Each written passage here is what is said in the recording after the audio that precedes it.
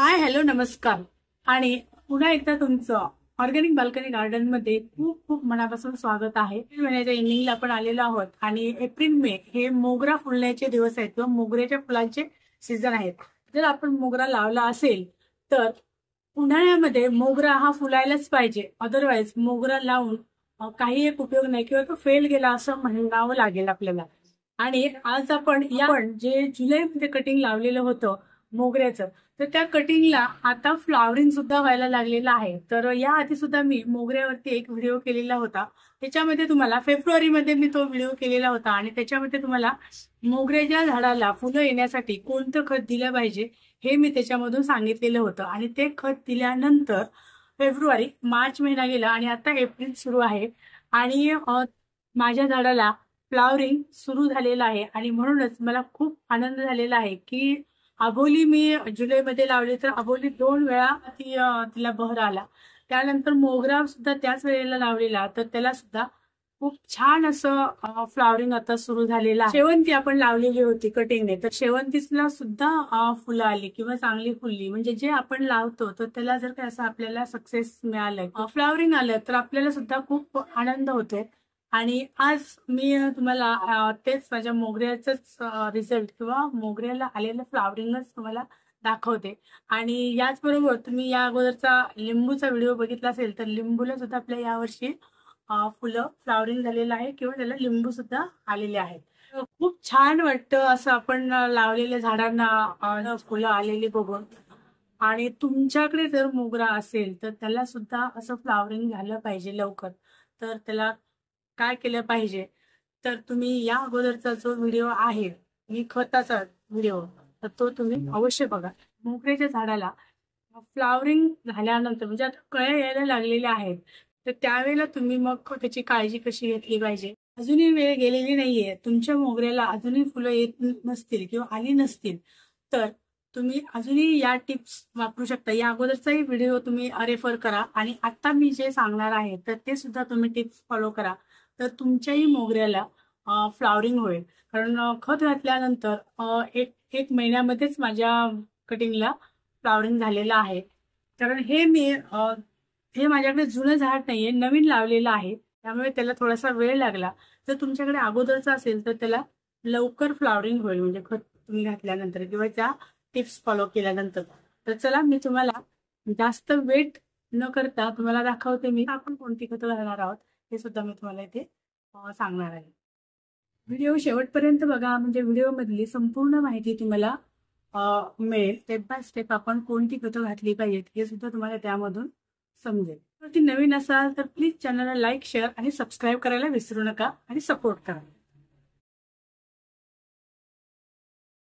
हे आहे माझं मोगऱ्याचं झाड, एकाच फांदीवरती आहे खरं तर हे, आणि हे आहे ते एकदम छोटी फांदी आहे।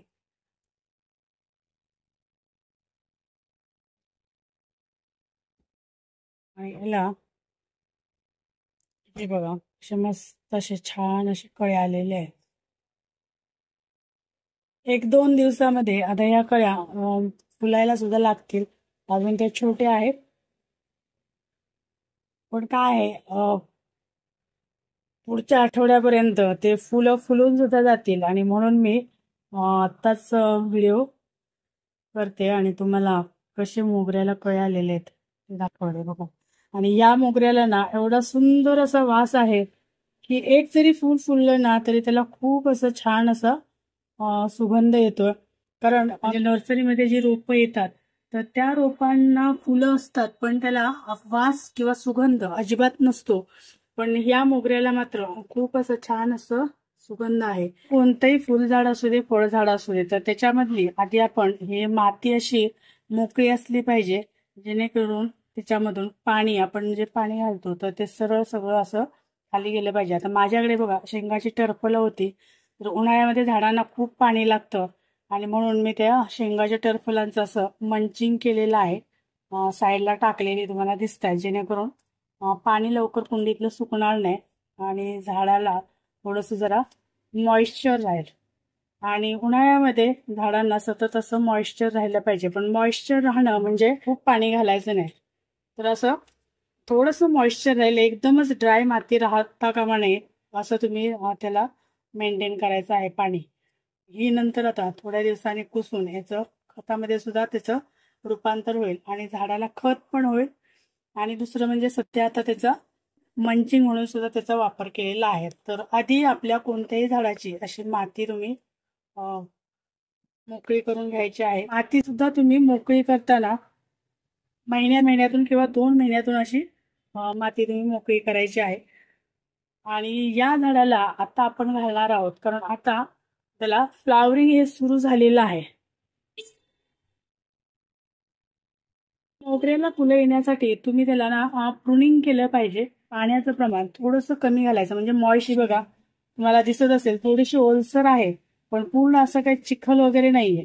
तर अशी माती ठेवली पाहिजे, म्हणजे त्याला खूपही पाणी सतत घालायचं नाही आणि खूप एकदम ड्राय सुद्धा पाणी होऊ द्यायची नाहीये. ही फुलं गळू नयेत किंवा चांगली मोठी आली पाहिजेत, किंवा त्याचा जो सुगंध आहे तर तो आणखी सुगंधित झाली पाहिजेत. तर याच्यासाठी आपण काय करणार आहोत, अर्धा ग्लास असं खत घेणार आहोत.